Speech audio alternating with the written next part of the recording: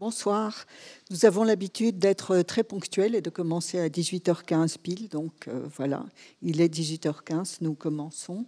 J'ai le plaisir de vous présenter cette conférence qui réunit à la fois deux conservatrices du département des estampes et de la photographie, Chloé Perrault et Pauline Chounier, ainsi que Maëlle Tauzier d'Esparia, qui prépare actuellement la publication de sa thèse, soutenue à l'Université de Bourgogne, sur la reconnaissance artistique au XVIIIe siècle à Paris, ainsi qu'un essai sur les institutions artistiques sous l'Ancien Régime.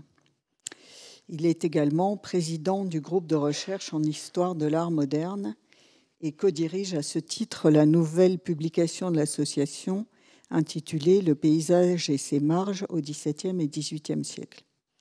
Voilà, donc c'était la personne idéale à inviter pour parler de Gabriel de Saint-Aubin.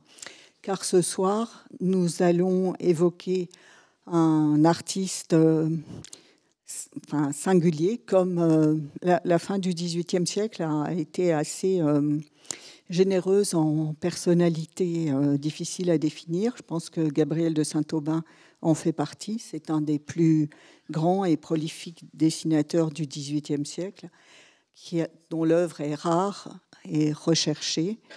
Une exposition, il y a quelques années, il y a même un certain temps maintenant, dirigée par Christophe Leribaud, lui a rendu hommage, et on a pu voir toute l'étendue de son talent. Et c'est vrai que notre département conserve un corpus très important, aussi bien de dessins que d'estampes et de catalogues de vente illustrés de cet auteur. Nous continuons, nous nous intéressons de façon continue à Gabriel de Saint-Aubin et nous continuons à enrichir son œuvre par des acquisitions dès que c'est possible, dès que se présentent de ses œuvres et qu'elles se trouvent dans nos possibilités d'acquisition. On peut dire aussi que cet hommage, cette présentation de Saint-Aubin fait écho au Salon du dessin qui vient de fermer ses portes place de la Bourse et se situe également dans tout un travail que nous faisons autour de notre collection de dessins français et étrangers, mais là surtout français du XVIIIe siècle.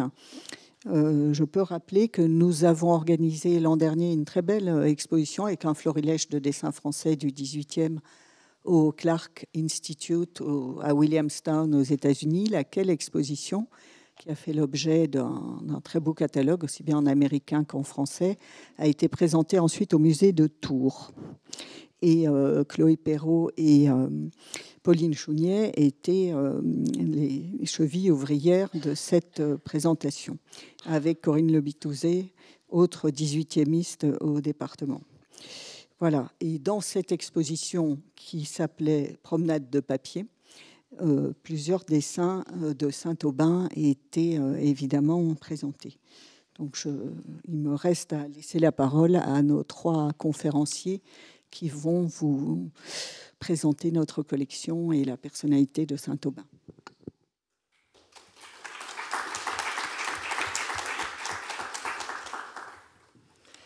Merci, chère Sylvie. Merci à vous. Merci à Corinne Lebitouzé, à Gennaro Toscano de nous avoir suggéré de présenter cet artiste, un artiste français du XVIIIe, lors de ses Trésors de Richelieu.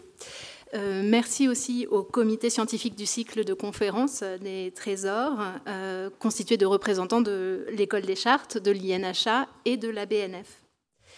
Merci aux équipes du département des estampes qui ont assuré la restauration et la numérisation des œuvres que vous allez voir. Merci aux organisateurs de l'événement qui nous permettent aujourd'hui d'admirer ces trésors. Et merci à Marina Franceschi du département des estampes qui va nous permettre de les voir à la caméra dirigée par Georges. Je vais laisser la parole à Maëlle pour un rapide point historiographique. Merci beaucoup. Alors, effectivement, Gabriel de Saint-Aubin bénéficie d'une place à part dans l'histoire de l'art. On peut le considérer comme l'un des plus célèbres petits maîtres du XVIIIe siècle français. Cette formule démodée de petit maître est imprécise et peut-être même injuste, mais elle a néanmoins le mérite de le situer dans un espace de reconnaissance intermédiaire, à l'instar par exemple de Charles Eisen ou du peintre Grimou ou encore du paysagiste Lantara. La difficulté à situer Saint-Aubin dans l'histoire de l'art tient d'abord à la perception de son talent. Ses dessins et ses gravures furent et sont encore très appréciés, mais ses peintures et sculptures furent jugées plus ou moins durement.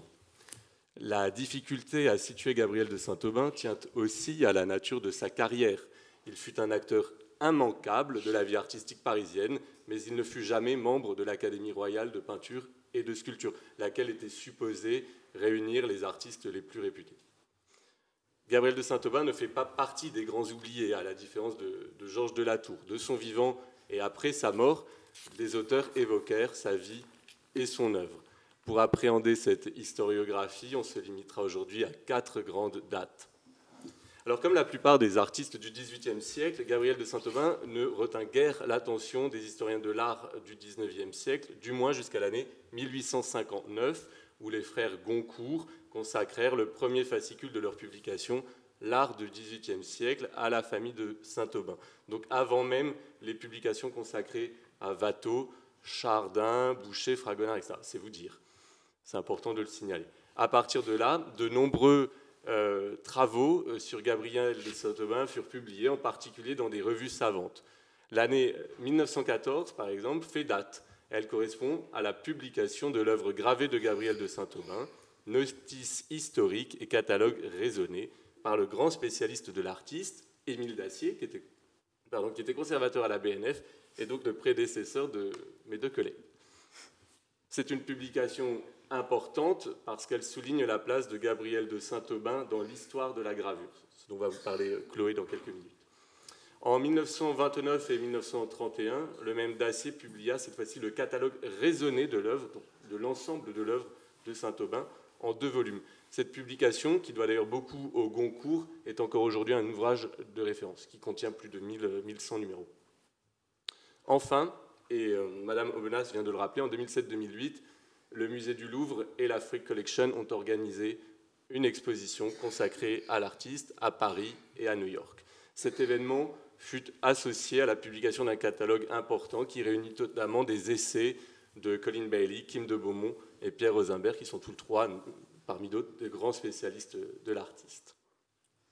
Alors, pour dégager Gabriel de Saint-Aubin de l'ombre relative dans laquelle il a été plongé pendant une grande partie du XIXe siècle, les historiens de l'art peuvent s'appuyer sur des sources, pas pléthoriques, mais plutôt variées. Les informations émanent tout d'abord de l'artiste lui-même. Il a noté, à travers des milliers d'annotations qu'il a apposées lui-même sur ses dessins, on peut dresser un portrait assez complet de l'homme, de son quotidien, de ses intérêts, de son caractère même. Et il y a un certain paradoxe, d'ailleurs, quand on se plonge dans les sources sur cet artiste, qui tient d'une part à l'extrême précision de certains détails, et d'autre part au manque d'informations qu'on peut avoir sur des parties capitales de sa biographie. On sait par exemple où il achetait son pain, on apprend qu'il aimait la rhubarbe et qu'il était aussi gravement insomniaque, mais on peine à saisir des aspects plus importants de son parcours. On ne sait pas vraiment, par exemple, auprès de qui il s'est formé à la peinture, à ses tout débuts, peut-être dans l'entourage de Boucher, peut-être auprès du peintre Jean-Baptiste Sarrazin, dont on ne sait pas grand-chose. Alors, sa physionomie nous est familière car il fait à de nombreuses reprises son autoportrait en peinture, dessin, gravure de ses jeunes années au jour qui précède sa mort en 1780. Dans les autoportraits de jeunesse que vous voyez ici, Gabriel se représente comme un bel homme, élégant, actif, inspiré. Les témoignages de ses contemporains montrent effectivement un peintre très inspiré, parfois même jusqu'à l'excès. Il avait, selon un témoin anonyme, un goût excessif de tout voir, de tout savoir, tout dessiner, qui lui emportait complètement tous ses instants. Le point de vue du peintre Jean-Baptiste Greuze, qui était un strict contemporain de Gabriel de Saint-Aubin, est concordant. Il lui diagnostique même un priapisme de dessin, une sorte de relation obsessionnelle et compulsive à cet art. Celui qui a laissé le plus grand nombre de commentaires sur Saint-Aubin, c'est son frère aîné, Charles Germain. Il avait lui aussi la manie de l'écriture et il annotait les dessins de son frère, dont il a écrit d'ailleurs la première biographie. Alors voilà comment il présente son cadet, je cite. « Il avait la mémoire fort ornée, parlait hardiment, était remarqué partout où il se présentait par sa malpropreté et son talent. » Plusieurs témoignages rapportent en effet le caractère brouillon, le manque d'hygiène de Gabriel de Saint-Aubin. À ce propos, les anecdotes abondent, comme celle de ce notaire chargé de l'inventaire après décès de Gabriel, qui refuse d'entrer dans l'appartement avant que ménage et rangement ne soient faits. La comédienne et cantatrice Sophie Arnoux aurait dit quant à elle, d'après une anecdote encore une fois rapportée par Charles Germain, « Votre frère n'a point de dents, il fait plus de croûtes qu'il n'en mange. » Était-ce uniquement pour le plaisir du calembour? Était-ce un avis partagé par les critiques de l'époque? Certains l'ont complètement, simplement ignoré, comme le collectionneur et connaisseur Pierre-Jean Mariette, qui ne le cite pas et dont le silence déçoit, selon les mots de Pierre Rosenberg. Mais quand certains l'ignorent, d'autres le remarquent. Ainsi, le baron Grimm le cite dans sa correspondance littéraire en 1772. Saint-Aubin est bien perçu comme un peintre par ses contemporains, mais il n'est pas académicien, ce n'est pas un peintre du grand genre. Il est surtout connu pour ses activités d'illustrateur de salon, de vente aux enchères. Assez rapidement après sa mort, en 1780, il tombe dans l'ombre de son frère, non pas l'aîné cette fois, mais le cadet, Augustin. Et de fait, Augustin est considéré par ses contemporains comme bien meilleur artiste que Gabriel. La famille de Saint-Aubin est en effet une famille d'artistes. Ils sont nombreux, mais qui sont-ils? Que font-ils? Oui, tout à fait. On ne peut pas séparer, isoler Gabriel de Saint-Aubin de son environnement familial parce qu'il a grandi effectivement au sein d'une famille d'artistes, mais 2 générations avant sa naissance, eh bien, il semble que la famille travaille la terre dans la région de Beauvais. Et puis, c'est le grand-père Germain et le père de Gabriel, lui-même appelé Gabriel Germain, qui deviennent brodeurs. Alors, Gabriel va naître en 1724. Il est le deuxième d'une fratrie de 7 enfants qui ont atteint l'âge adulte, mais il y en avait 8 autres qui, eux, sont décédés en bas âge. Donc, une famille très nombreuse pour lesquelles le quotidien n'était pas toujours facile. Et parmi ses frères et sœurs, 4 vont embrasser une carrière artistique. Alors, c'est tout d'abord son aîné, Charles Germain, qui est dessinateur du roi, qui pratique également l'eau-forte, qui publie un art de la broderie, et puis ces célèbres papillonneries que vous voyez en haut à gauche, des petites pièces légères, pleines d'humour, pleines de poésie aussi. Il est un peu, on l'a dit, le chroniqueur de la famille grâce à toutes ces notes qu'il prend, et donc nous lui devons plusieurs remarques extrêmement piquantes. Et le 4e de la fratrie, c'est Louis Michel. Alors il paraît qu'il n'était pas... on dirait qu'il n'était pas tout là, dans le sud de la France, il n'était pas tout à fait aidé. Mais malgré tout, il peignait des porcelaines pour la manufacture de Sèvres et on peut voir la délicatesse de ses compositions florales. Le 5e, Athanase, va devenir acteur.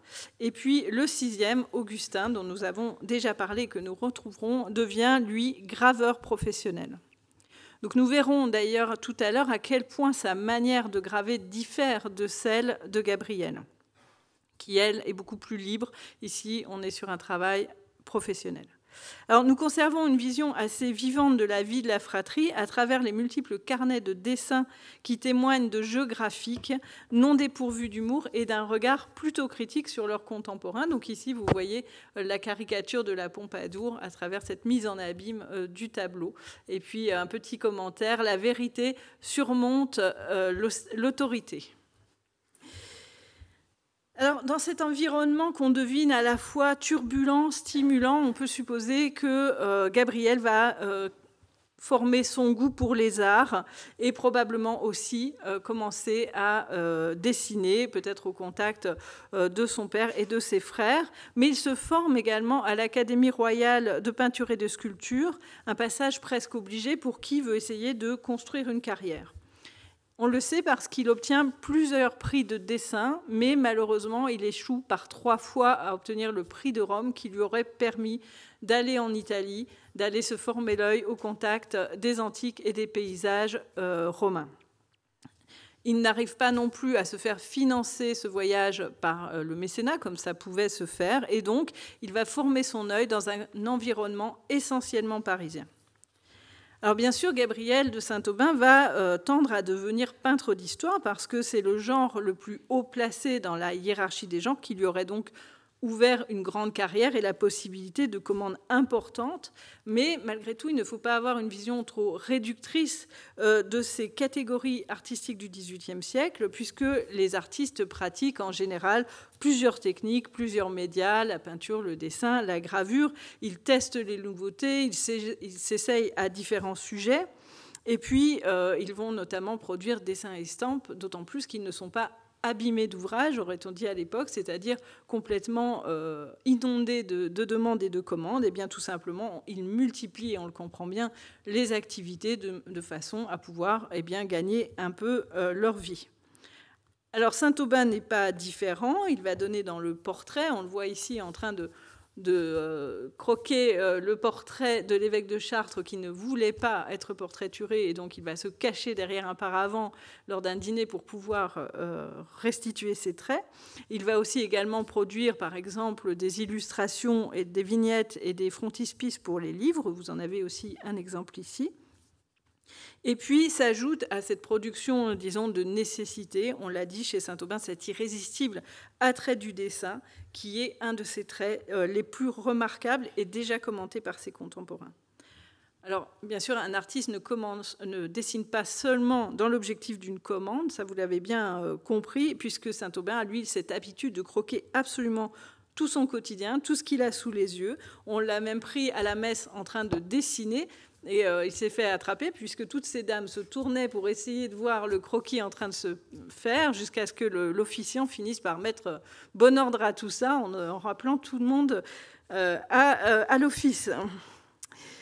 Et donc, dans cette production abondante, son regard à la fois perspicace et malicieux le conduit à constituer une véritable chronique de son temps, de son environnement, à travers les traits de tous ceux qui l'entourent, les personnalités, les événements du monde, mais aussi les petits faits et la vie de la rue parisienne.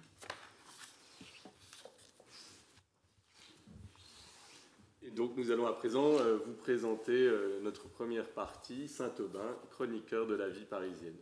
Dans un célèbre carnet réunissant des œuvres de plusieurs membres de la famille de Saint-Aubin, qu'on appelle le livre des Saint-Aubin, qui est aujourd'hui conservé au musée du Louvre, Charles Germain de Saint-Aubin écrit que Gabriel, je cite, passa sa vie à dessiner tout ce qui se trouvait sur son passage. Les œuvres conservées traduisent les goûts et l'immense curiosité de ce Parisien des Lumières. Des monuments aux paysages, des fêtes aux cérémonies, des cafés au théâtre, des ventes publiques aux expositions d'œuvres d'art, des réunions scientifiques au cabinet des collectionneurs, Gabriel de Saint-Aubin croque sur le vif et avec virtuosité la vie foisonnante de la capitale sous les règnes de Louis XV et Louis XVI. Nous vous proposons aujourd'hui de nous attarder sur quelques œuvres de la BNF qui rendent compte de son activité de promeneur parisien. On va passer à la caméra, s'il vous plaît. Avant d'analyser ce dessin, citons la vivante description qu'en firent les frères Goncourt en 1880. Autour de la statue de Louis XIII et à la lueur des torches, un défilé d'hommes et de femmes se promenant deux à deux en causant, et parmi lesquels figure un ménage ridicule de vieillards. Dans le fond, un ménétrier jouant du violon. Au premier plan à droite, un jeu de macarons, un petit tambour en bois posé sur le sol et dont les fillettes font tourner l'aiguille, la tête penchée à terre. C'est la représentation d'une de ces nuits blanches de la place royale dont parlent les chroniques du temps. Nous n'avons pas retrouvé de mention de ces chroniques du temps sur ces nuits blanches dans les chroniques du temps sur ces nuits blanches de la place royale, c'est-à-dire l'actuelle place des Vosges. Il s'agit bien d'une scène nocturne, la lumière provenant à la fois de la lune et des torches et des lanternes brandies par certains. La lune.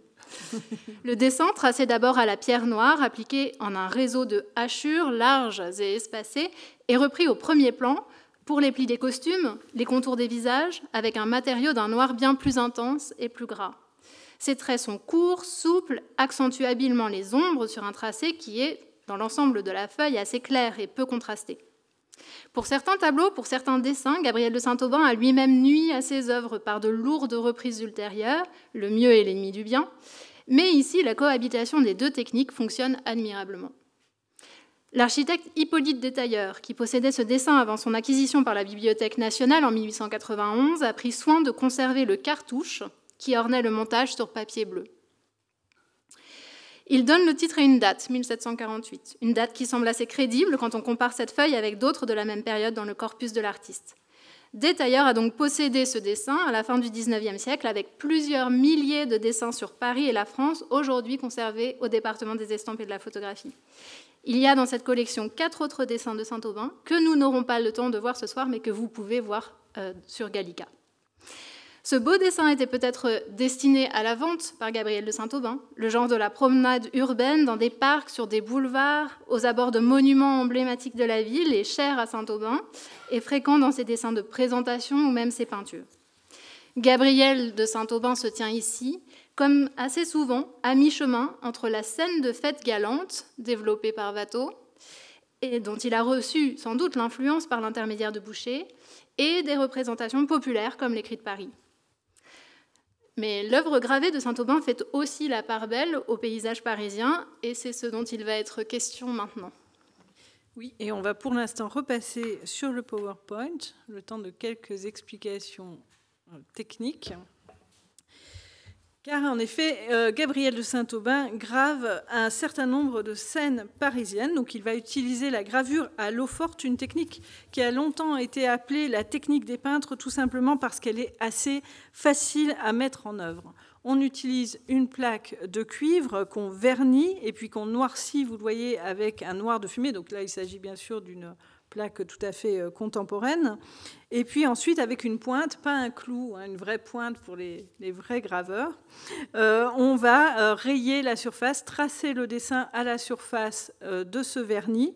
Et puis ensuite, on plonge la plaque dans l'acide. Et donc, partout où le vernis a été ôté par l'action de la pointe, eh bien, le vernis va mordre et créer un sillon dans lequel se déposera l'encre et qui sera ensuite absorbée par le papier pour restituer l'image.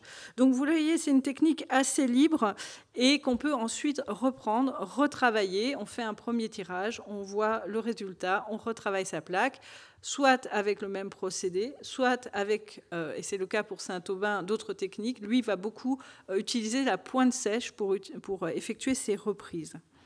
Et donc, en fait, cette technique donc permet de dessiner sans contrainte à la surface de la plaque.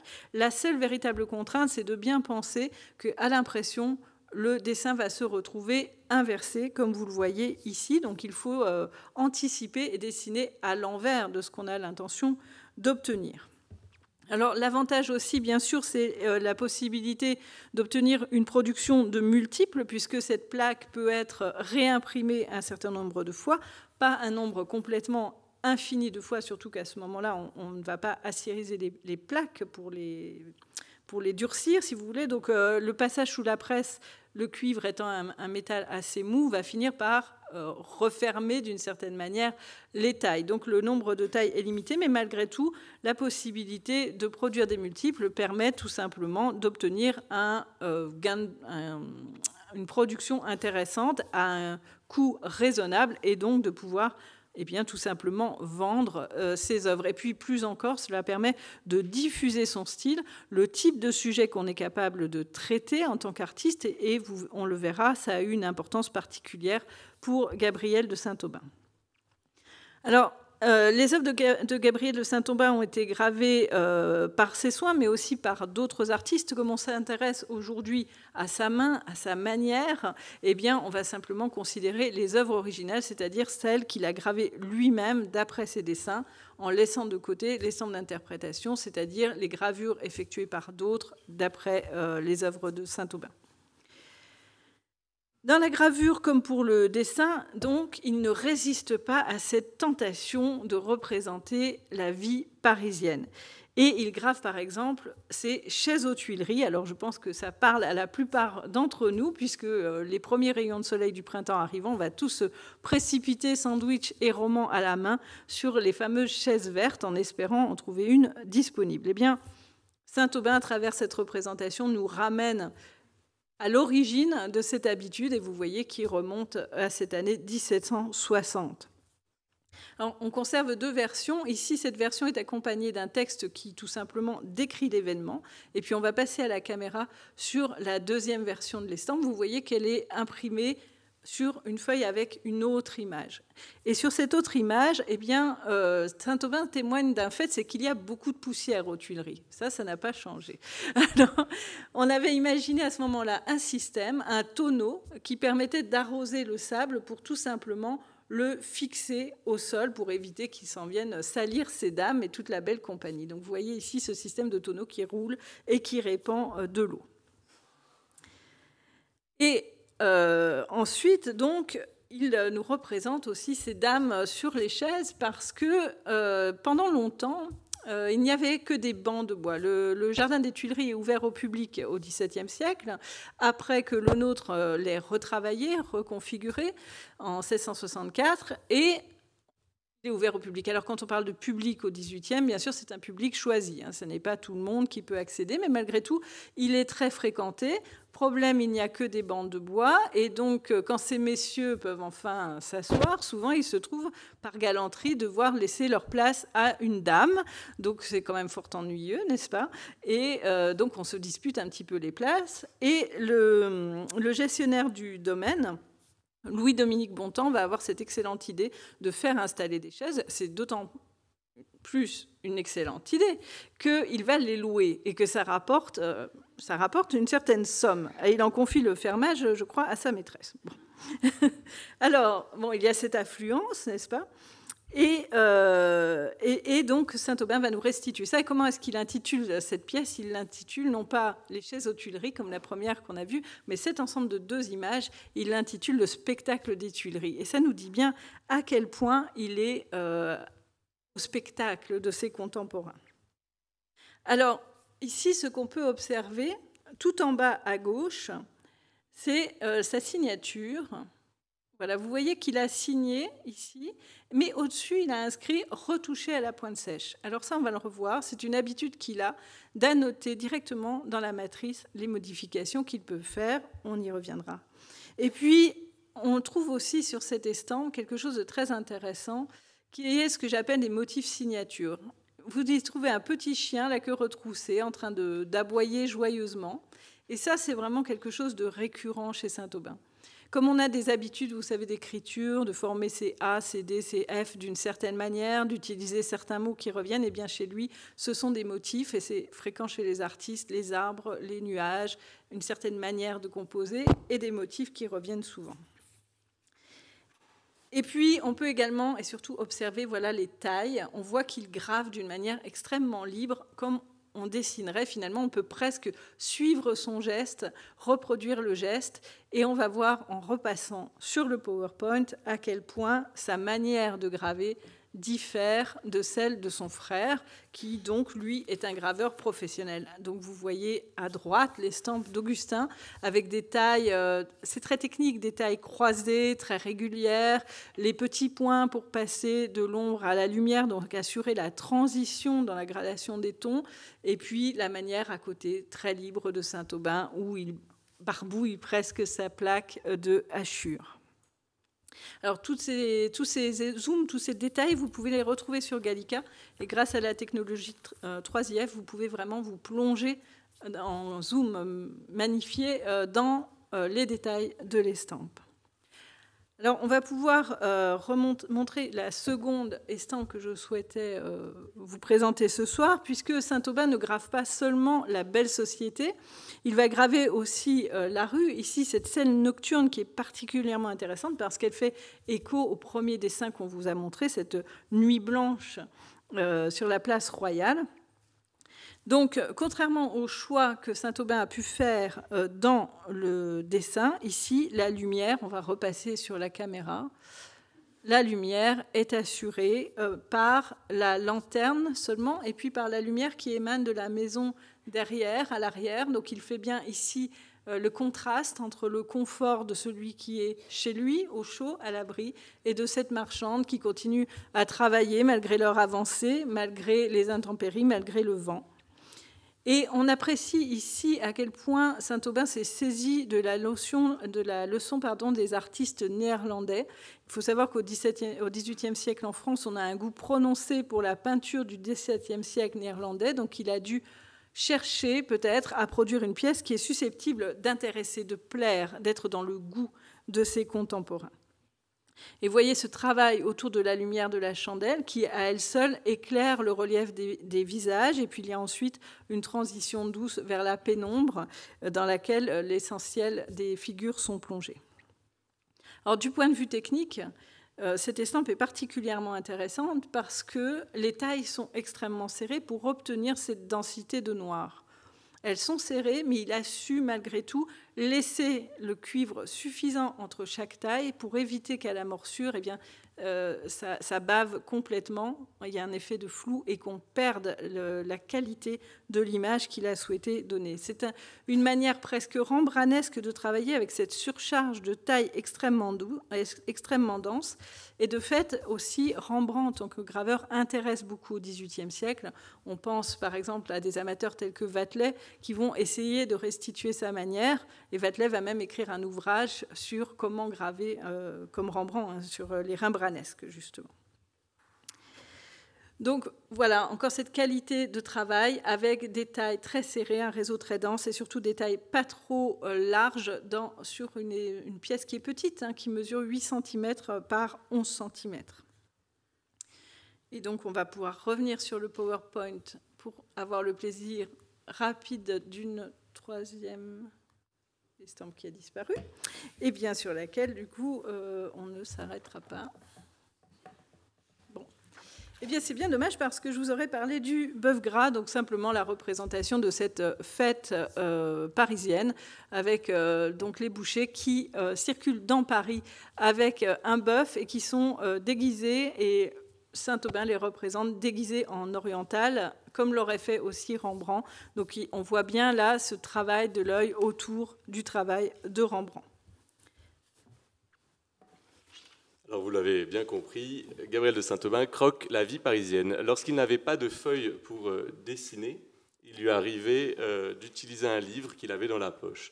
La BNF a la chance de conserver un texte littéraire agrémenté de dessins de Saint-Aubin. Il s'agit des couplets pour le mariage de Monseigneur le Dauphin et de Madame la Dauphine du chanoine Bezacier, 1770. Alors, je vous propose de repasser à la caméra et de voir brièvement un buste de Marie-Antoinette. Voilà, merci beaucoup Marina. Donc, tout juste esquissé. On reviendra sur ces dessins. En attendant, j'introduis le propos de Pauline. On ne conserve que 4 dessins dans cet ouvrage, dont ceci, 4 ensembles de dessins, ce sera plus précis. Mais il y a tout lieu de croire qu'il nous renseigne sur une journée de Gabriel de Saint-Aubin. Donc c'est très émouvant. On peut en effet penser qu'ils furent tracés au cours d'une promenade quotidienne qui le mena au Salon du Louvre, où il vit et esquissa le buste de Marie-Antoinette, qu'on vous présente actuellement en caméra, que Lemoigne exposait alors au public, puis dans d'autres lieux que Pauline va vous présenter. On sait la date, justement, de cette journée, de cette promenade du Louvre au boulevard du Temple, aux Champs-Élysées, puisque Gabriel de Saint-Aubin, sur le dessin représentant les moulins, très bien, note la date du 18 septembre 1771 entre les 2 registres de la feuille qui correspondent à 2 vues d'une sorte de moulin.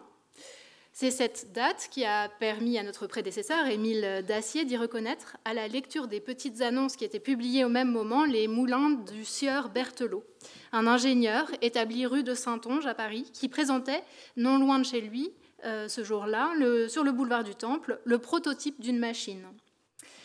Avec ces 2 croquis très nets à la plume, Saint-Aubin présente d'un côté la plateforme qui est actionnée par les chevaux, et avec l'essieu qui est représenté en coupe, et de l'autre, au-dessus, la cuve et l'engrenage de la meule. Le croquis est précis et efficace et fait mentir le jugement qui est porté par Charles Germain, son frère, qui lui reprochait d'avoir négligé l'ordre et la propreté dans ses compositions.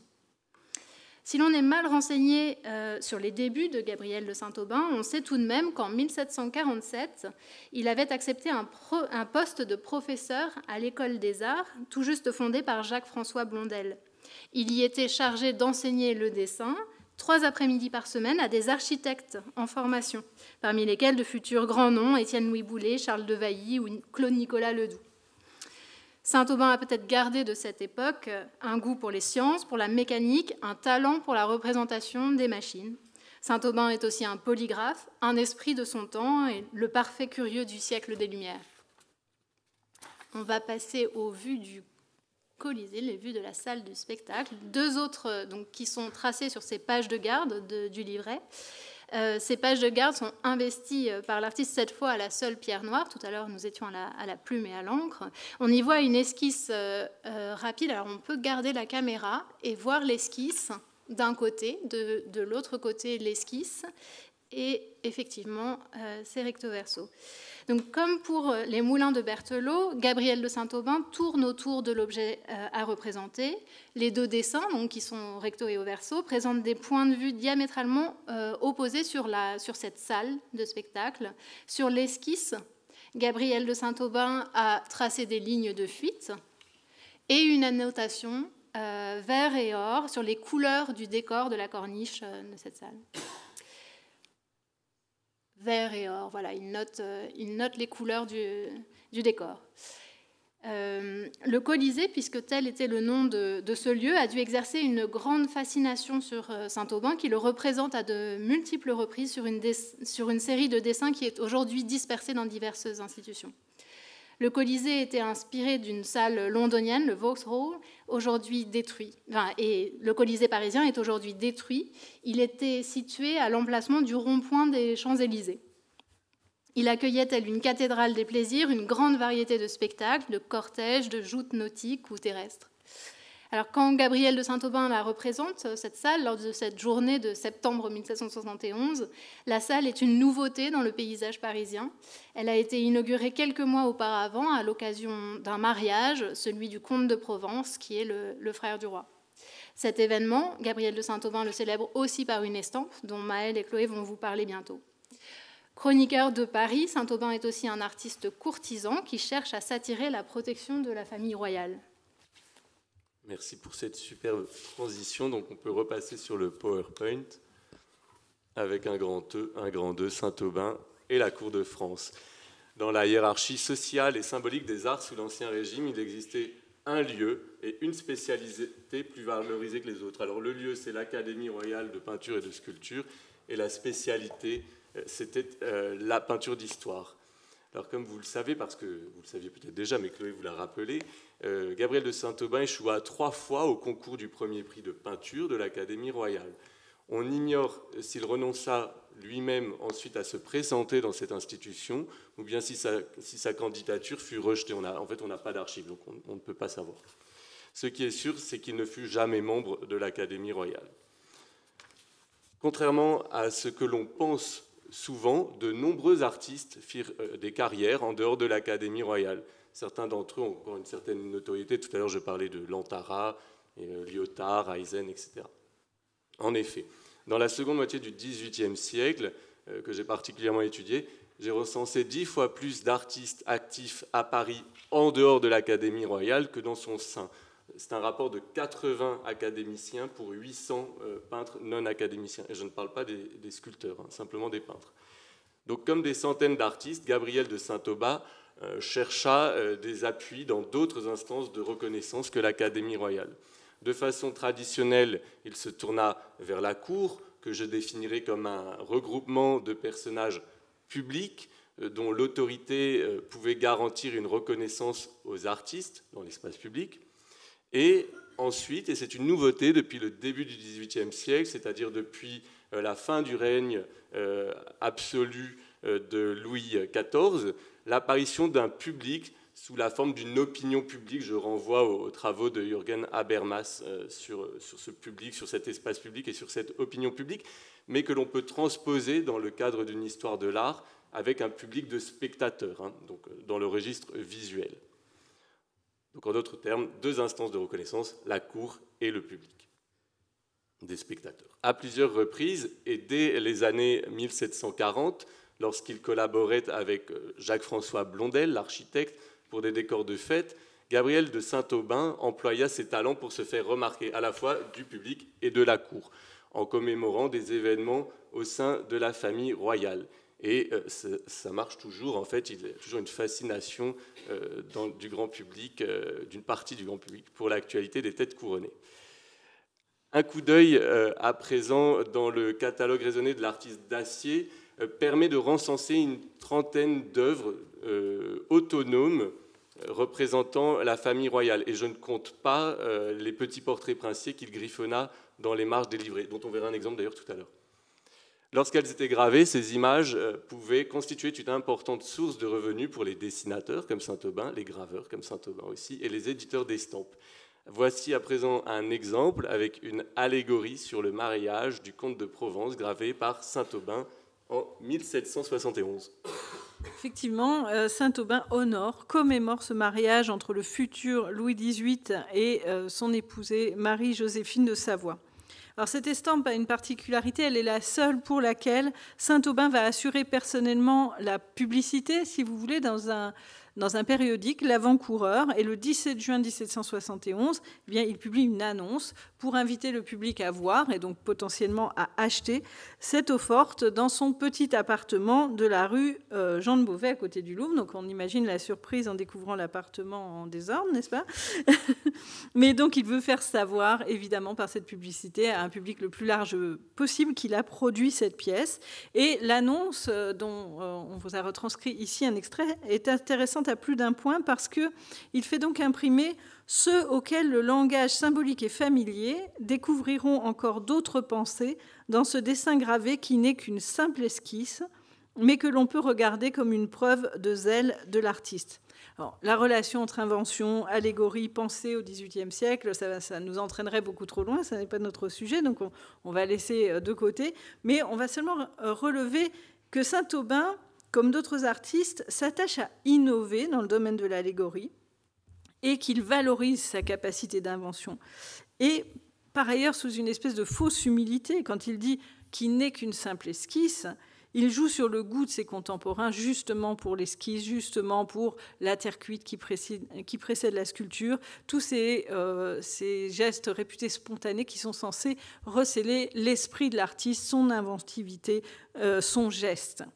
Donc, il cible le goût, bien entendu, de ses acheteurs potentiels. Et il souligne aussi son zèle, car il espère certainement que le sujet lui attire les faveurs de la famille royale, et il précise d'ailleurs dans l'entête de sa publicité qu'il a présenté son estampe au roi et à la famille royale, donc sous-entendu, elle a été approuvée, ou en tout cas pas rejetée. Alors si on peut passer à la caméra, on peut quand même se demander ce qu'il a donné à voir à ceux qui se sont présentés dans son appartement. Alors tout d'abord, il leur propose sur le plan iconographique une composition allégorique très dense, au centre de laquelle se trouve le jeune marié, et cette composition allégorique, il la décrit, on le verra tout à l'heure, dans l'annonce et dans la lettre du 3e état. Alors, précisons tout de suite que pour cette pièce, on conserve 3, peut-être d'ailleurs 4 états. Je vais revoir ma copie sur ce point, au département des estampes, dont un des états est tout à fait rarissime. Alors, on ne va pas pouvoir évidemment tout découvrir et décrire ici, mais on peut zoomer sur les 2 cœurs unis par une flèche, au-dessus desquels se trouve la personnification de l'éternité. Voilà, ce petit personnage qui a debout dans les mains et qui se trouve dans un cercle, qui est là copié directement de l'iconologie de Cesare Ripa. Et puis, donc, cœur et éternité sont encadrés des armes des 2 familles qui s'unissent grâce à ce mariage, les armes de France et les armes de Savoie. Alors, sur le côté gauche, la roue de l'inconstance se trouve enchaînée. Il s'agit de garantir au couple la stabilité, le bonheur et la stabilité du ménage. Alors pour d'autres, ça ce sont des attributs ou des allégories assez classiques, mais pour d'autres sujets, eh bien, Saint-Aubin, pour d'autres attributs, va laisser davantage cours à son invention, à son inventivité. L'éléphant qui se trouve en dessous de la roue est habituellement utilisé comme symbole de la mémoire. Là, il va l'utiliser comme symbole de la longue vie.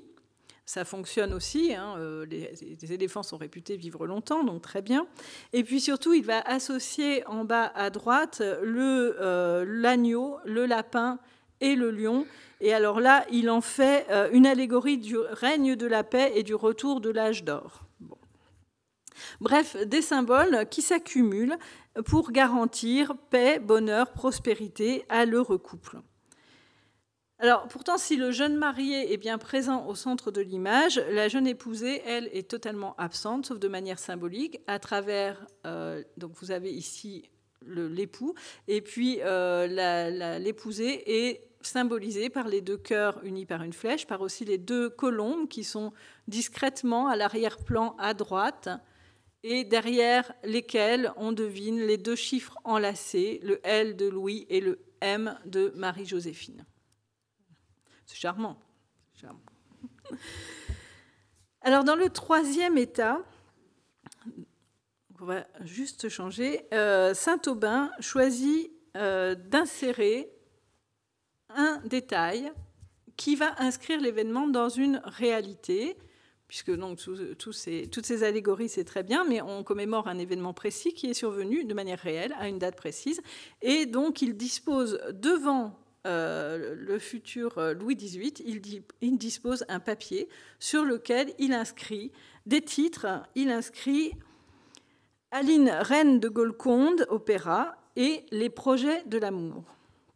Alors, il s'agit des pièces représentées à l'occasion des festivités les 16 et 25 mai 1771. Donc, il va reproduire, ou du moins suggérer, l'affiche des spectacles qui ont été donnés pour honorer l'événement, pour tout simplement faire la fête tous ensemble et profiter de cet instant particulier.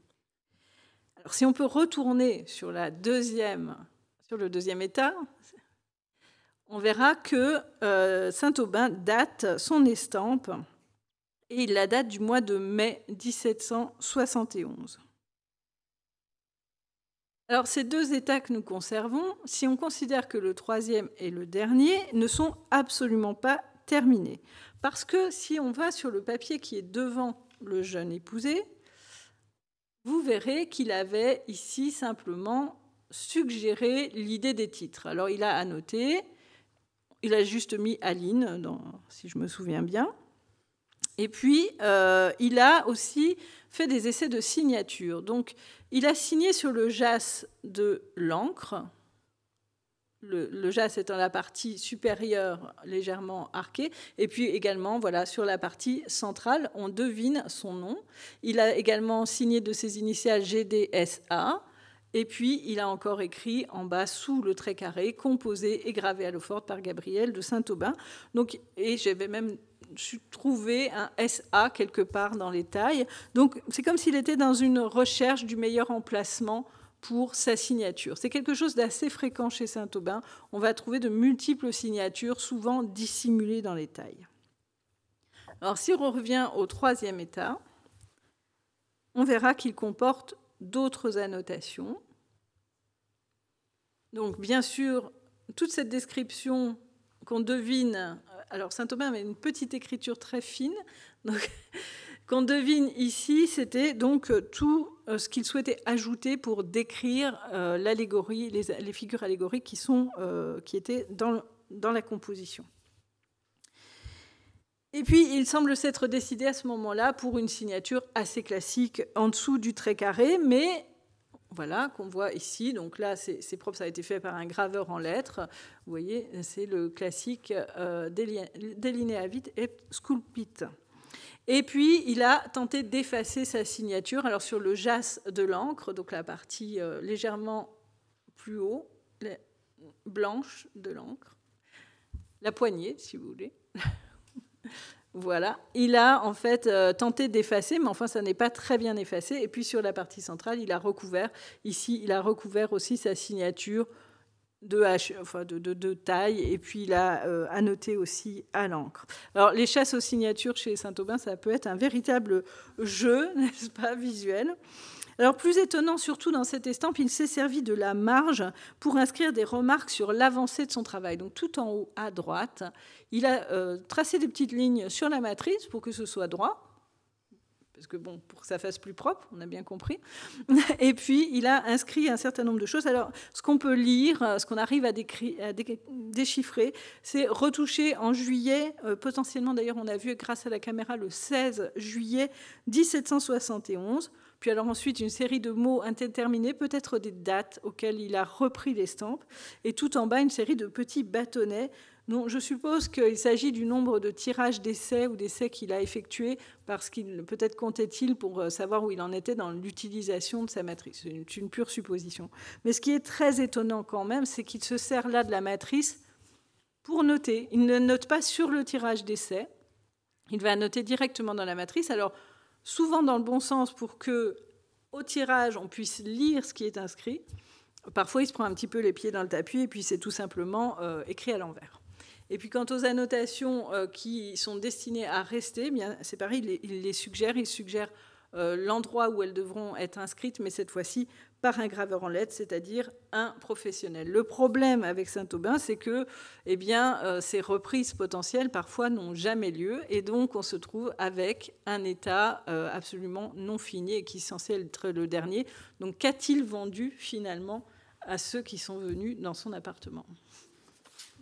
On ne sait pas s'il l'a bien vendu, mais elle lui a permis de se faire remarquer du comte de Provence, qui lui passa une commande dès l'année suivante.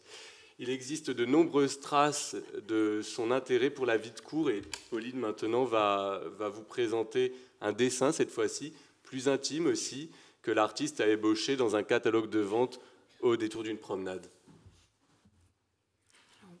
On change d'œuvre, alors on est à la fin du... On pourrait faire un interlude musical. Sous le signet Marie-Antoinette. Madame Royale, pardon. Merci beaucoup. Alors, ce dessin-là n'est pas daté, mais on reconnaît le lieu et l'événement qu'il représente. On est dans la chambre de Marie-Antoinette à Versailles. On en reconnaît le lit, la balustrade qui le sépare du reste de la pièce. Au premier plan, dans le coin inférieur droit, on voit un berceau qui s'apprête à accueillir un nouveau-né. Nous sommes le 19 décembre 1778 et Gabrielle de Saint-Aubin fait partie des trop nombreux courtisans venus assister au premier accouchement de Marie-Antoinette. Quand Saint-Aubin croque la scène, l'enfant est déjà né. Il s'agit de Marie-Thérèse, qui va bientôt être surnommée Madame Royale. Le bébé est dans les bras d'une femme, au fond à droite, très probablement la princesse de Guéménée, gouvernante des enfants de France. Au chevet de la reine, un homme à l'habit barré par le cordon de l'ordre du Saint-Esprit, peut-être est-ce Louis XVI lui-même, tend les bras dans un geste très démonstratif, qui semble vouloir réunir la mère et son enfant. Derrière eux, un homme brandit, vous le voyez au milieu, là, un homme brandit dans un geste puissant du bout des bras des candélabres à deux branches qui inondent la scène de lumière, auréolent les protagonistes. Gabrielle de Saint-Aubin a aménagé cette lumière en gommant à la mie de pain les aplats de pierre noire, et c'est la technique qu'on appelle la réserve pour faire apparaître le blanc du papier. Le dessin est entièrement tracé à la pierre noire, estompé par endroits, ombré à coups de pouce, disait Émile Dacier. L'intérêt de ce dessin est double. Il a une simplicité et une grâce que n'ont pas les autres représentations, il faut le dire, de cet événement qui était alors diffusé par l'Estampes. Mais ce qui est aussi particulièrement remarquable, c'est d'examiner le contexte de cette œuvre, le support matériel de cette œuvre qu'on va feuilleter avec Marina. Une fois de plus, on se retrouve dans l'intimité de Gabrielle de Saint-Aubin. On voit comment il travaillait. On peut l'imaginer ici attraper ce qu'il a dans la poche pour dessiner. Et ce qu'il attrape, ce n'est pas un carnet de dessin. En l'occurrence, cette fois-ci, il s'agit d'un catalogue de vente, celle qui se tenait à ce moment-là à Paris et à laquelle il assistait. Il en utilise les pages restées vierges, les pages de garde. Sur la page de titre, donc, qu'on voit ici, on lit « Catalogue de tableaux et dessins originaux des plus grands maîtres qui composaient le cabinet du feu Charles Natoire. Cette vente se fera le lundi 14 décembre 1778, rue Saint-Honoré, à l'hôtel d'Aligre. » Mais que faisait donc Gabrielle de Saint-Aubin à une vente aux enchères ? Merci à nouveau, Pauline, pour cette très belle transition. Donc, on va repasser sur le PowerPoint. et attaquer ensemble le Grand 3 consacré au marché de l'art et à son rapport avec Gabriel de Saint-Aubin. Gabriel de Saint-Aubin fréquenta une grande variété de lieux culturels, mais il avait une affinité particulière pour ceux qui regroupaient des œuvres d'art. Donc les expositions publiques d'œuvres d'art, les salles de vente aux enchères ou encore les cabinets des grands collectionneurs de l'époque. Dans cette troisième partie, nous souhaitons souligner son activité dans le marché de l'art, non en tant que peintre, non en tant qu'expert, mais plutôt comme documentaliste. En effet, et c'est l'un des aspects les plus exceptionnels de l'œuvre de l'artiste, Saint-Aubin illustra, notamment au cours de la décennie 1770, un grand nombre de catalogues de vente aux enchères. Autrement dit, il reproduisait les œuvres mises en vente publique, peintures, sculptures ou estampes, sous forme de petites esquisses dans les marges des catalogues de vente. En avril 1772, le baron Grimm vit Gabriel de Saint-Aubin illustrer le catalogue de la vente du duc de Choiseul et fut frappé par la dextérité de l'artiste.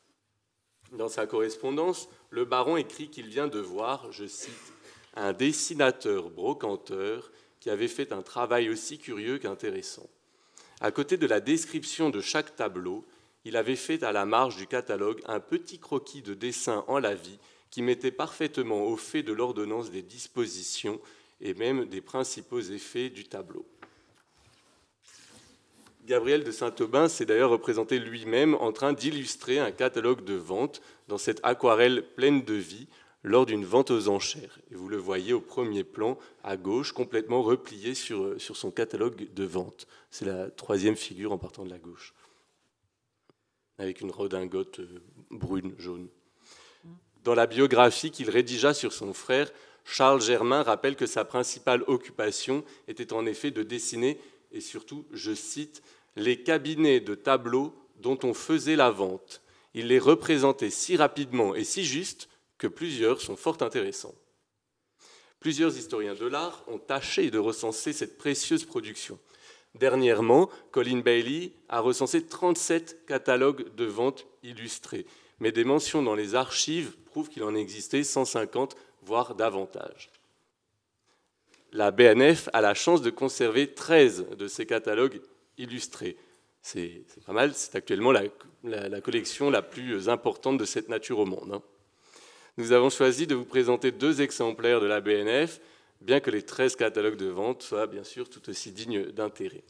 Et je vais vous prier de repasser en caméra. Alors, nous sommes restés sur le même ouvrage finalement. Quand l'accouchement de Marie-Antoinette s'annonce, la vente natoire est encore en cours et Gabriel de Saint-Aubin y assiste. Il emporte avec lui à Versailles le petit livret qui va devenir le carnet de fortune que l'on sait. Et sur ce livret, il a déjà tracé de nombreux autres dessins, de petits croquis cette fois, en rapport direct avec la vente. Il les a d'ailleurs lui-même scrupuleusement comptés, comme il l'indique en guise de sous-titre à la pierre noire. Alors en fait, il faut revenir au titre, à la page de titre vraiment du catalogue. Voilà, très bien. Et alors sous le titre, à la pierre noire, encore plus haut, catalogue. Voilà, sous catalogue.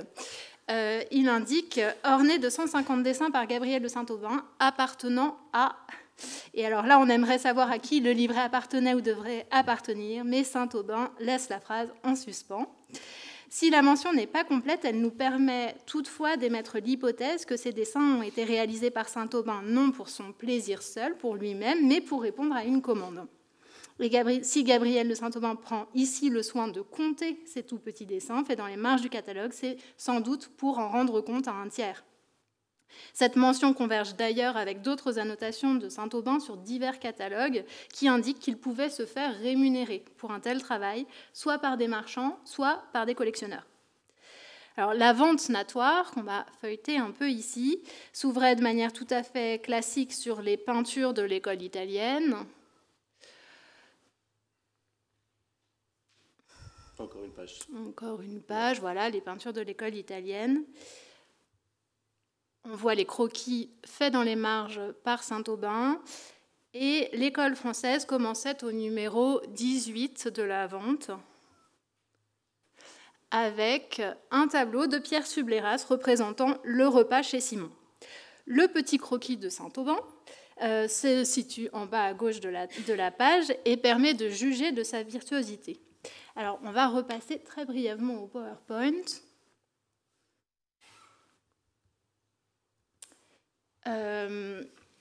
Donc vous voyez l'œuvre originale de Subléras et le croquis de Saint-Aubin mis en vis-à-vis. Donc Saint-Aubin parvient à placer 20 personnages, soit presque tous ceux qui sont représentés sur le tableau. Je ne sais pas si vous aurez le temps de les compter le temps que je parle. L'attitude de chacun est aussi bien rendue, tout cela sur une minuscule surface du catalogue de vente. Il faut aussi imaginer que ce croquis a dû être réalisé en un instant, peut-être le temps que l'enchère monte jusqu'à son terme, c'est-à-dire 8106 livres, comme indiqué par Saint-Aubin en note, et c'est du reste le lot le plus cher de toute la vente natoire. On peut revenir à la caméra, s'il vous plaît. Et on peut regarder aussi la description qui y est faite de l'œuvre dans le livret, donc un tout petit peu plus haut, parce qu'il a espacé, il avait quand même besoin d'un peu de place. Voilà. Donc, une autre mention à la pierre noire nous apprend aussi le nom de l'homme à qui l'œuvre fut adjugée, c'est-à-dire le célèbre marchand Alexandre-Joseph Payet. Alors, on voit Payette. Gabriel de Saint-Aubin, l'orthographie Payette. Gabriel de Saint-Aubin est aussi très au fait des coulisses du marché de l'art. Il sait bien que le marchand n'achète pas pour lui, mais pour un intermédiaire, et donc il s'enquiert du nom de cette personne, ce destinataire, et note, une fois qu'il a obtenu l'information, il est sans doute allé fouiller et demander à droite et à gauche, à monsieur Navarre de Presles. Là encore, Saint-Aubin écorche un peu le nom, car il s'agit du collectionneur Ménard de Clel. Alors, Gabriel de Saint-Aubin était-il un peu sourd? C'est une des autres questions que l'on se pose à la lecture des catalogues de Saint-Aubin. Donc, les croquis de Saint-Aubin sont minuscules, mais ils résument avec éloquence l'essentiel d'une peinture, d'une statue, d'un dessin, pour reprendre le commentaire d'Émile Dacier. Quant à ses notes en pâte de mouche, en écriture de myope et rarement très développée, elles livrent une quantité d'informations très précieuses sur le marché de l'art parisien et sur ses acteurs. À la fin du catalogue, on va circuler un peu dans l'ouvrage, on remarque aussi la présence d'un supplément.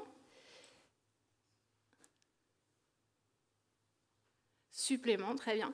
Et c'est grâce aux annotations de Saint-Aubin, à une annotation particulièrement, que l'on sait que ce supplément n'était pas un reliquat de la vente natoire, mais concernait une autre collection et celle de Mademoiselle Arnoux. Vous lisez Mademoiselle Arnoux sous le titre. Vous vous souvenez peut-être de ce nom que nous avons prononcé plus haut. Il s'agit de Sophie Arnoux, la cantatrice de l'opéra, celle qui avait eu le mot plutôt cruel sur la dentition ou l'absence de dentition de Gabriel. On peut revenir au PowerPoint, s'il vous plaît, pour voir cette Sophie Arnoux. Sophie Arnoux qui est représentée ici par Gabriel de Saint-Aubin lui-même en 1772. Il la représente entourée d'œuvres d'art et l'annotation, qui est due à Charles Germain, pas Gabriel cette fois, l'annotation précise qu'elle se trouvait aux Augustins, c'est-à-dire le Drouot de l'époque.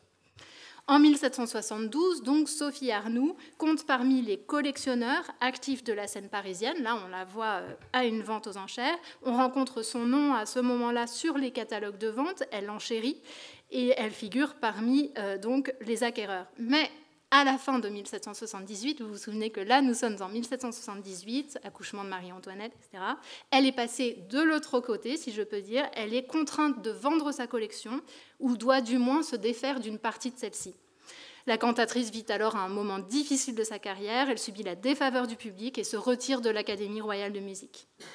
Les annotations de Saint-Aubin, comme on le voit ici avec cet exemple, au-delà des informations essentielles à l'identification des œuvres vendues, fourmillent de renseignements sur la vie artistique et le marché de l'art parisien des années 1770.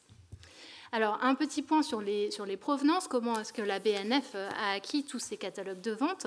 Ce catalogue Natoire Arnoux, là, celui que l'on a sous les yeux, comme 8 autres catalogues illustrés par Saint-Aubin, est conservé à la BNF depuis la monarchie de Juillet. Ils ont été achetés peu après 1838 à un libraire parisien qui s'appelait Debure et qui était un des fournisseurs attitrés de la bibliothèque. Ils avaient appartenu auparavant à un collectionneur, Morel de Vendée, qui les tenait lui-même peut-être de son grand-père. lequel s'appelait Gilbert Peignon Dijonval, qui était un très très grand collectionneur de dessins de tableaux et de dessins, voilà, qui était un contemporain, lui, de Gabriel de Saint-Aubin. Il meurt en 1790. Si cette hypothèse de la transmission donc, de Peignon-Dijonval à Morel de Vendée se vérifie, on aurait donc pour ces 9 catalogues un historique quasiment complet de leur création à nos jours. Les 4 autres catalogues de vente, puisque vous vous souvenez, la BNF en conserve 13 en tout, ont été achetés à des dates différentes lors de ventes publiques dans les années 1990 et 2000. En 2016, enfin, le département des estampes a complété cette collection en achetant en vente publique un placard, c'est-à-dire une simple feuille contenant l'annonce d'une vente aux enchères et couverte de dessins et d'annotations par Saint-Aubin. Et je vois Corinne Le Bitouzé qui a préempté excusez-moi, ce jour-là. Alors, on va revenir... En caméra, oui, s'il vous plaît. Page 21.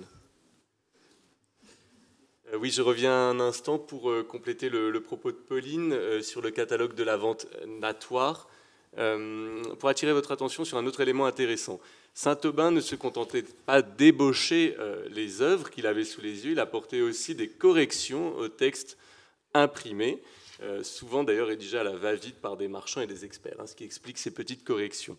Alors ici, à la page 21, au niveau du lot 96, vous pouvez lire... qu'il corrige la mention Mars et Vénus au sujet d'une œuvre de Natoire, voilà, c'est barré, et il remplace Vénus par Psyché, puis finalement il remplace tout le titre par Apothéose de Psyché, pour un décor qui se trouve, donc ça c'est l'ébauche du décor, le décor se trouve à l'hôtel de Soubise. Ces petites corrections, d'ailleurs assez nombreuses, montrent que Saint-Aubin connaissait particulièrement bien la Bible, les Métamorphoses d'Ovide, ou encore l'Iconologia de Cesare Ripa. En somme, il avait une bonne culture générale, cohérente avec sa formation et sa carrière artistique. En forme de synthèse, je voudrais ajouter que ces catalogues illustrés par Saint-Aubin sont des documents très importants pour les historiens de l'art. D'une part, ils permettent de documenter la biographie de l'artiste par ses annotations et par ses dessins. On peut reconstituer, comme je viens de le faire, la culture de Saint-Aubin, ses centres d'intérêt, ses réseaux amicaux et professionnels. A l'inverse, les zones qu'il laisse vierges traduisent aussi quelque chose, mais cela est plus difficile à interpréter. Peut-être un manque d'intérêt pour le sujet traité, un problème d'accessibilité aux œuvres, ou encore, on peut imaginer qu'il a été perturbé par un voisin, un tiers, alors qu'il s'apprêtait à dessiner. Alors, deuxièmement, ces documents sont importants parce qu'ils permettent de connaître la composition des œuvres perdues aujourd'hui. Dans les catalogues de vente, il y a un titre, mais sans l'aide de Gabriel de Saint-Aubin, on ne saurait pas comment l'œuvre a été composée. Et je vous renvoie par exemple, toujours page 21, par simplification, au numéro 91, s'il vous plaît. La gouache, voilà, la gouache de Natoire représentant la conversion de Clovis semble aujourd'hui perdue. Alors je crois que l'œuvre est au bas de la page. Si j'ai bonne mémoire en revanche. Le titre est là et l'œuvre est tout en bas. Non, au dos peut-être. Excusez-moi. Ah si, c'est au dos, ça m'en revient. C'est au dos, tout en haut. Bref, c'est une œuvre qui est perdue. Donc le dessin de Saint-Aubin permet de conserver une trace fragile de cette œuvre. C'est donc précieux. Et troisième point, pour reconstituer les collections aujourd'hui dispersées. Donc reprenons le cas de Sophie Arnoux. Cela permettait de connaître un petit peu en un coup d'œil son goût. Ça revient à nous renseigner dans le cadre d'une histoire du goût. Et on va passer maintenant au catalogue Vassal de Saint-Hubert, s'il vous plaît.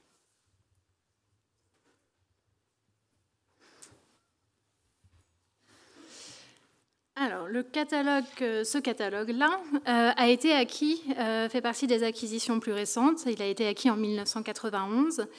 Et il est très intéressant parce que vous le voyez là, nu, il n'est pas relié, contrairement à la très grande majorité des autres catalogues conservés aujourd'hui. Et donc il s'agissait à l'époque de tout petits livrets seulement brochés. Saint-Aubin orne celui-ci d'un frontispice spectaculaire À première vue, on pourrait croire qu'il est en l'honneur de l'amateur dont les collections sont ici vendues. Vous voyez la page de titre. Jean-Antoine Vassal de Saint-Hubert, fermier général et maître d'hôtel du comte de Provence, encore lui. C'est Saint-Hubert qui est représenté avec ses armoiries au centre de la table sur laquelle on a déposé un tableau ou un dessin encadré. Au-dessus de l'assistance, une figure de femme assise dans une nuée qui tient une palette à la main. Et en contrebas, un dieu déverse une pluie de pièces qu'un homme tente de réceptionner dans une poche.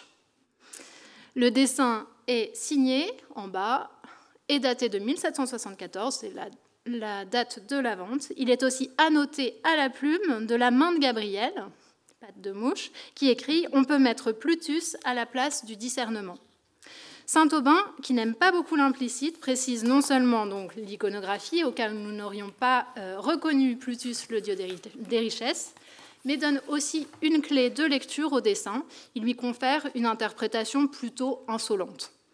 C'est aussi une façon pour Gabriel de Saint-Aubin de mettre à distance ce marché de l'art auquel il s'intéressait pourtant sérieusement.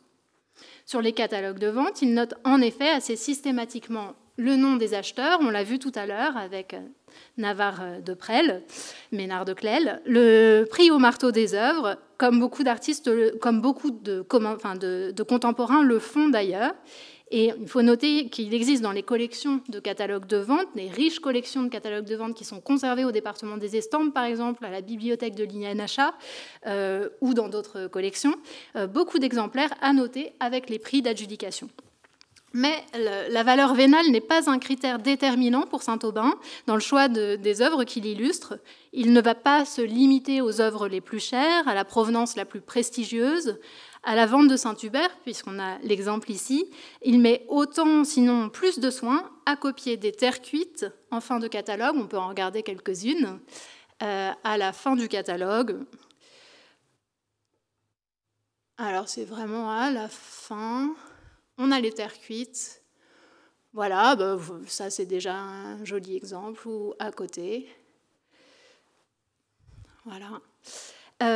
Ou les stars des enchères, c'est-à-dire les tableaux de Panini ou de Stache Le Sueur. Le prix remporté n'est qu'une information, cela dit, parmi d'autres, que Gabriel de Saint-Aubin note scrupuleusement sur les catalogues, sur les livrets. Les annotations qu'il note sont d'ailleurs plus souvent de l'ordre de l'érudition, mais Maël en a déjà parlé, il rectifie les erreurs d'iconographie.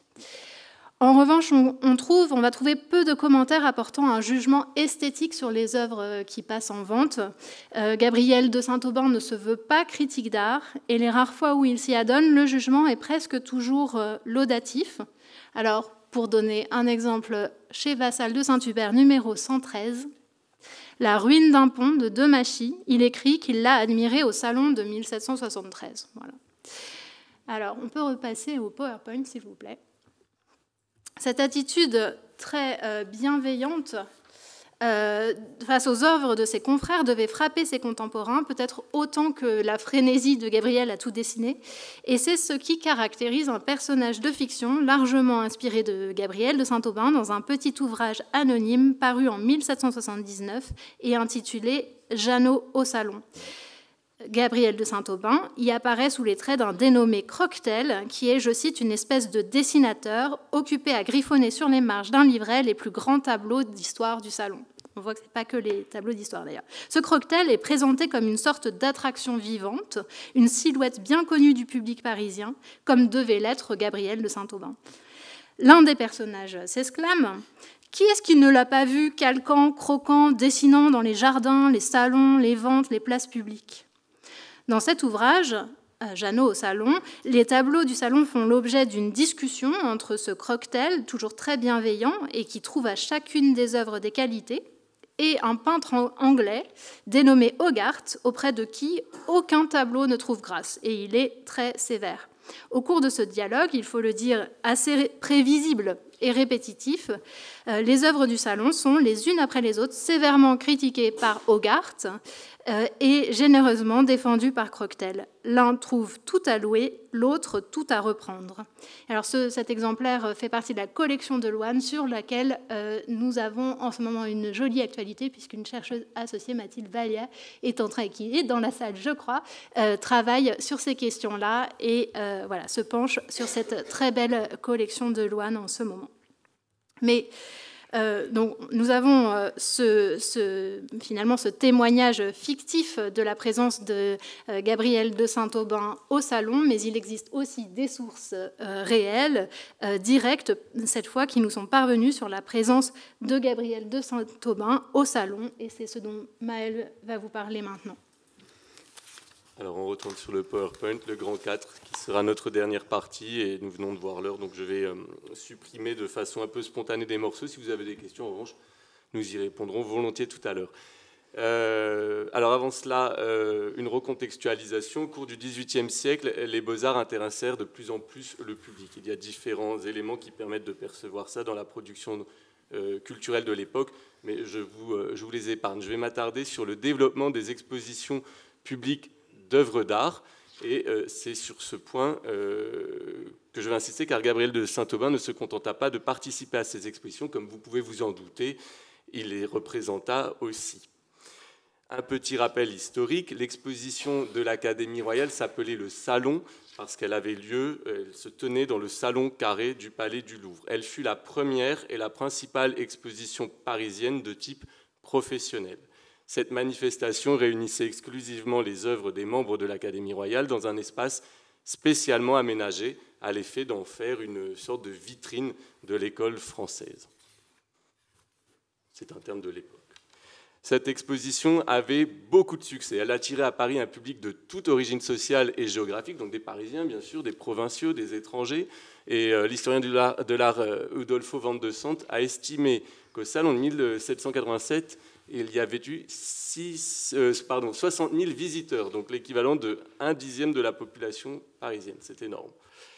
Comme vous le savez, Saint-Aubin effectua sa carrière en dehors de l'Académie royale. Or, seuls les académiciens pouvaient exposer au salon. Non sans humour, il a quand même réussi à se réapproprier ce lieu à sa manière, par l'eau forte et le dessin, comme vous allez le voir, à différentes occasions. Alors, de façon très synthétique, vous pouvez quand même noter que Saint-Aubin fit sa première vue panoramique du Salon du Louvre, qui est une sorte d'appropriation en 1753. Ensuite, ses premiers dessins d'œuvres qui se trouvaient au Salon remontent à l'année 1757. Et enfin, son premier livret illustré date de 1761. On conserve seulement les livrets illustrés de 1761, 1769 et 1777 et ses vues panoramiques de 1765, 67 et 79. Mais Colin Bailey, que j'ai déjà cité tout à l'heure, a écrit que Saint-Aubin avait sans doute rendu compte de tous les salons entre 1761 et 79 d'une manière ou de l'autre, ou peut-être des deux. Ça, c'est un problème de conservation des œuvres. Ma collègue Chloé voulait vous parler du salon de 53, mais nous n'aurons pas le temps. Donc je vous signale simplement que Gabrielle de Saint-Aubin n'était pas l'inventaire de ces vues panoramiques de salon, mais il est bien à l'origine d'une autre idée ingénieuse que je vais développer. En effet, de même qu'il illustra des catalogues de vente, Saint-Aubin réalisa des petits dessins dans les marges des livrets qui étaient vendus tous les 2 ans lors du salon.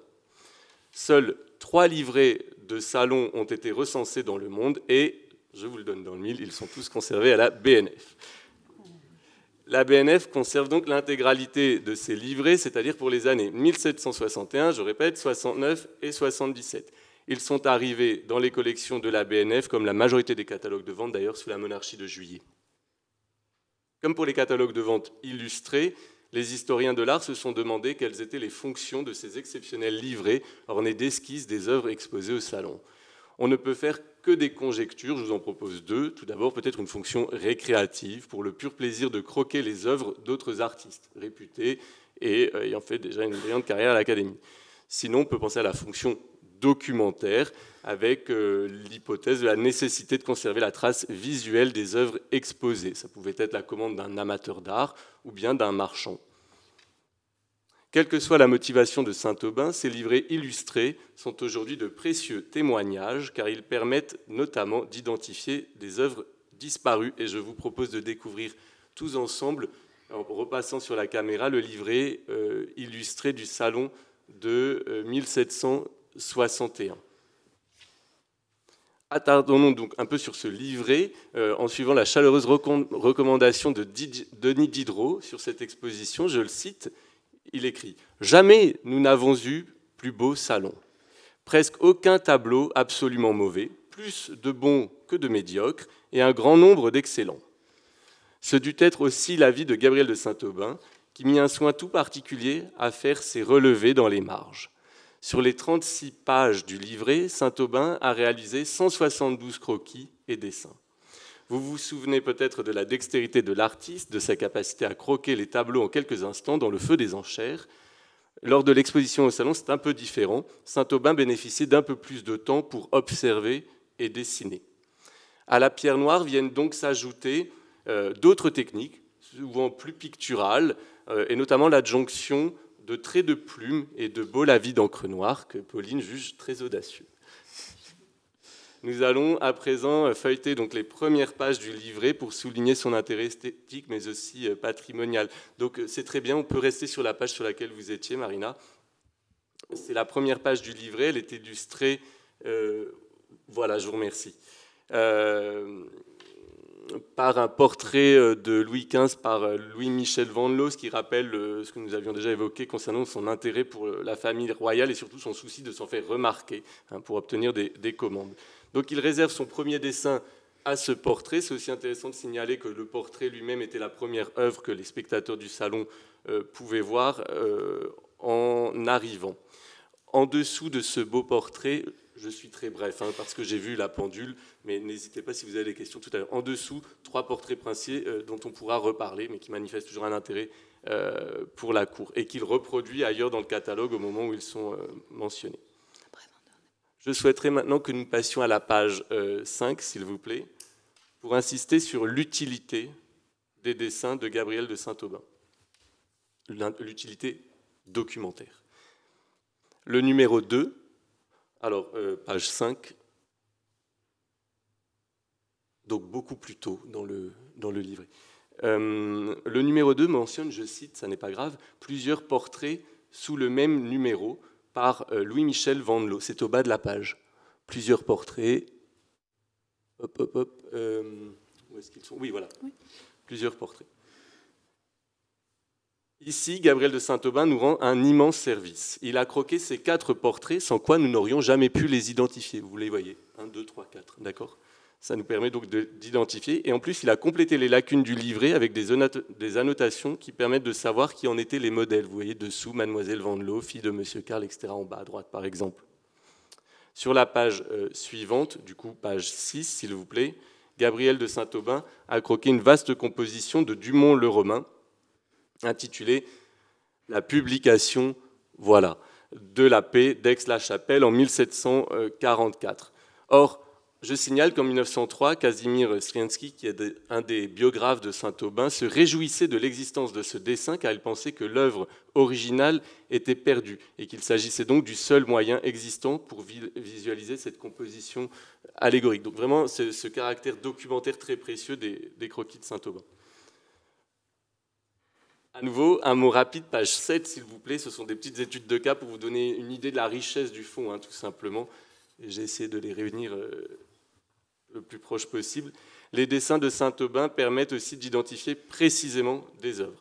À elle seule, la description du numéro 8, je cite, 2 tableaux représentant des jeux d'enfants, est beaucoup trop vague pour pouvoir les identifier.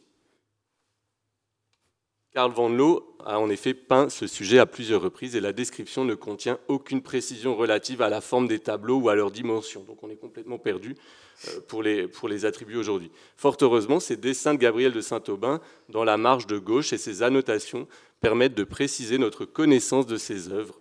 Et je ferai la même remarque pour la ligne du dessous, si vous voulez bien redescendre la caméra au sujet des pastorales et paysages de boucher. Il en a fait tellement, heureusement qu'il les représente en dessous, sinon, encore une fois, les historiens de l'art seraient perdus. Un autre intérêt des dessins de Gabriel de Saint-Aubin, c'est qu'ils permettent de reconstituer le catalogue d'artistes, la production, si vous voulez, l'œuvre d'artistes dont la production a disparu ou n'a pu leur être attribuée.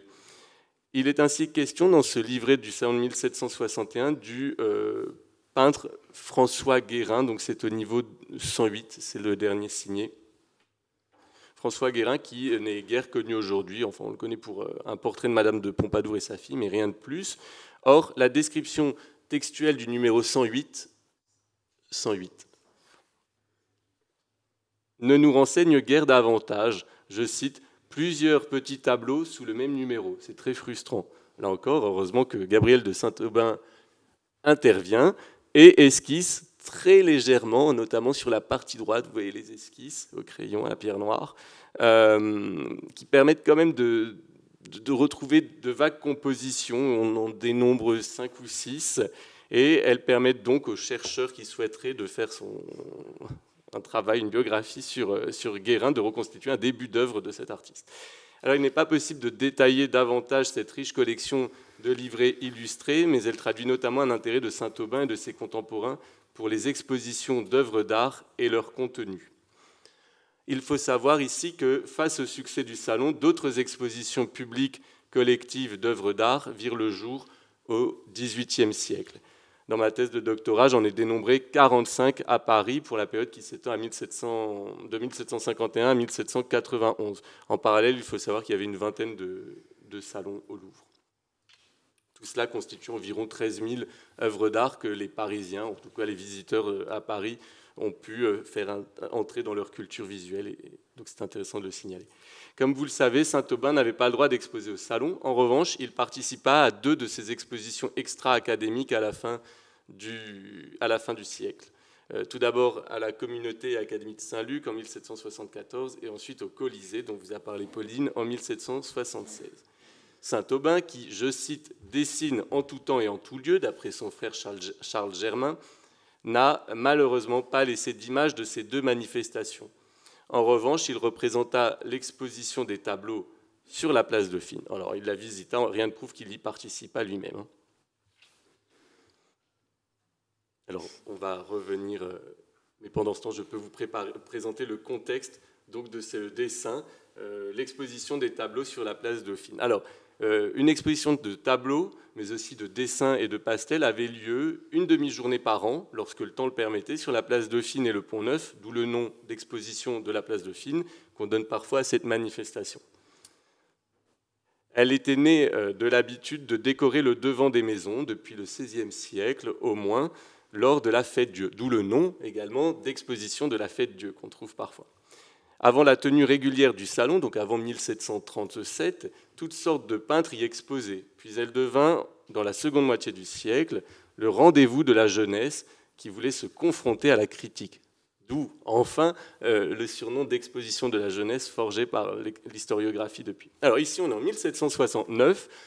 Gabriel de Saint-Aubin immortalise ce rendez-vous annuel des jeunes peintres et peintresses. C'est important. C'est un lieu où on retrouve beaucoup de femmes peintres qui viennent se frotter à la critique. Enfin, là-dessus, il y a de très belles pages aussi. On pourra en reparler éventuellement.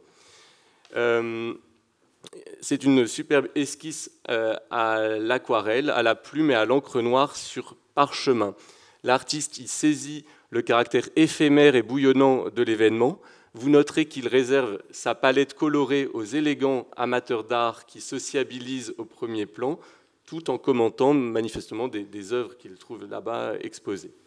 À l'arrière-plan se dressent les façades si caractéristiques de la place Dauphine qui se rejoignent en angle aigu. On y aperçoit notamment une figure qui se tient perchée sur sa jambe gauche, en haut d'une échelle, depuis laquelle elle essaie de fixer un tableau en hauteur. En bas à droite, une autre figure pénètre dans ce coin de la place avec les bras chargés d'une échelle et d'un tableau, probablement pour le mettre lui aussi bien en vue sur une façade environnante et attirer le regard des élégants qui sont au premier plan. Techniquement, la qualité du dessin suscite encore des questionnements.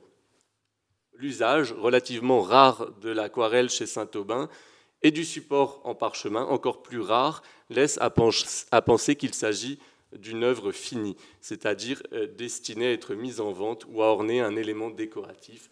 On peut penser peut-être à un couvercle de boîte ou de tabatière plus spécifiquement. Et nous allons pouvoir repasser sur le PowerPoint pour conclure un propos dense et foisonnant. Merci d'être resté avec nous. Dense et foisonnant comme l'œuvre de Saint-Aubin, ni plus ni moins. Alors, face à tout ce qu'on a pu dire, aux gens qu'on a pu citer, qu'est-ce qu'il reste encore à faire sur Saint-Aubin, qui est quand même un artiste qui a séduit relativement tôt? Eh bien, l'un des domaines peut-être les moins explorés, les moins exploités, c'est celui de l'estampe. Et grâce aux moyens que nous offre la bibliothèque, tant par l'importance de la collection conservée que par les moyens techniques dont nous disposons, notamment grâce à l'atelier de restauration et au laboratoire, nous pouvons désormais pousser l'exploration d'une manière un petit peu différente. Et ici, je vous ai mis des images d'une analyse de largeur de taille que nous avons pu mener récemment. Donc, des projets sont encore en cours concernant la famille de Saint-Aubin, dont nous avons seulement aperçu les talents, et nous pouvons donc espérer vous retrouver ultérieurement sur d'autres supports, dans d'autres formats, pour la suite de notre exploration de la famille. Nous vous remercions.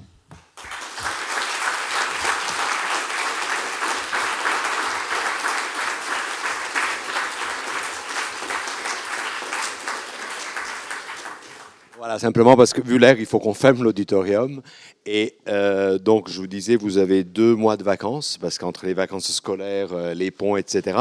Donc, nous allons nous retrouver le 21 mai sur un sujet totalement différent, sur les maquettes pour le Don Juan de 1947. Donc, ici, le 21 mai, dans 2 mois.